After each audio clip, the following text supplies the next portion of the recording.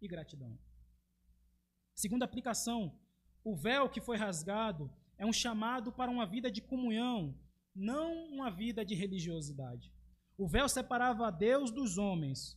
Quando ele se rasga, Deus está dizendo, por meio de Cristo, o acesso está aberto. Isso é mais do que o acesso à salvação.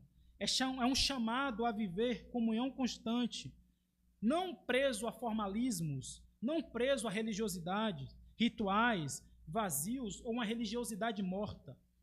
Como temos cultivado, irmãos, a nossa vida de oração, a nossa leitura, a nossa comunhão com Deus.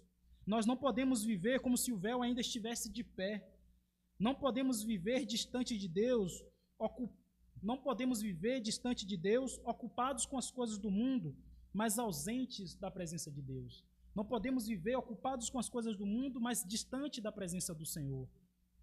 O véu está rasgado, mas quem é que se aproxima? Quem é que, como diz o escritor de Hebreus, tem essa intrepidez, essa coragem?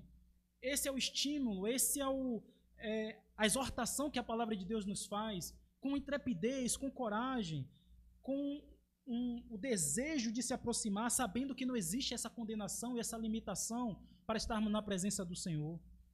E esse acesso ao véu é manifestado através de coisas simples, através da nossa vida cotidiana, alimentando e sendo nutridos com a palavra de Deus, com a vida de oração, com a comunhão pública no culto. O véu foi rasgado para vivermos uma comunhão e não uma vida de religiosidade. Nós não podemos viver como se o véu ainda estivesse de pé. Jesus, ou melhor, o véu não será rasgado novamente. Então não vamos costurar, irmãos, esse véu. Viver afastado da presença de Deus é como se nós estivéssemos costurando novamente esse véu. É como se nós estivéssemos novamente criando uma barreira para estarmos na presença do Senhor. É como se nós estivéssemos dizendo, Senhor, eu não quero estar perto do Senhor. Deus abre as portas, mas nós vamos lá e fechamos. O véu é um chamado para uma vida de comunhão, não de afastamento. Terceiro lugar, irmãos, a cruz é a derrota do pecado, a cruz é a derrota do diabo, a cruz também é a derrota do mundo. Vivamos, então, como pessoas que foram libertas pela cruz. Vivamos como pessoas que verdadeiramente foram alcançados por essa liberdade. Como diz Cristo, se o Filho vos libertar, verdadeiramente sereis livres.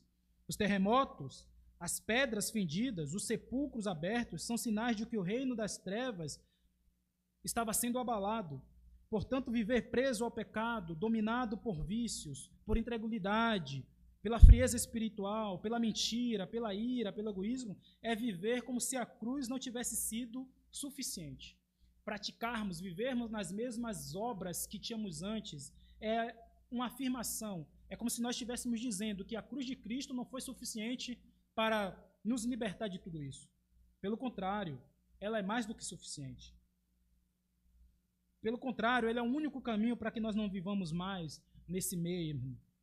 Vamos lutar contra o pecado, não com a força própria, mas na certeza de que a vitória vem da cruz. Não vamos aceitar uma vida de derrota espiritual, quando Cristo já diz, na cruz, eu venci. Na cruz, Jesus já venceu. A cruz é uma derrota, irmãos, do pecado, do diabo e do mundo. Não vamos viver como se ainda estivéssemos presos, cativos a este mundo. E em último lugar, para nós concluirmos, a cruz representa juízo e também salvação. O centurião, os soldados olharam os sinais e tremeram. Eles reconheceram, mesmo que parcialmente, que aquele era o Filho de Deus, que aquele na cruz era o Filho de Deus. Isso é um alerta para nós. Nós não podemos olhar para a cruz e simplesmente observar, ou olhar, mas devemos nos olhar e se curvar com fé, com arrependimento e com adoração.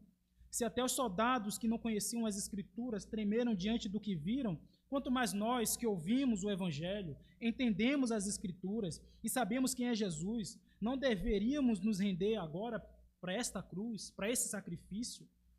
O texto que que o pastor Paulo tem dito constantemente aos domingos: hoje, se ouvirdes a sua voz, não endureçais o seu coração.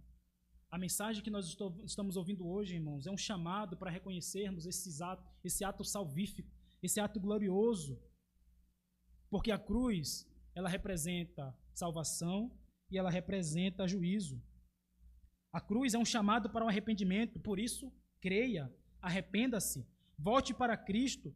A cruz, ela não foi uma derrota.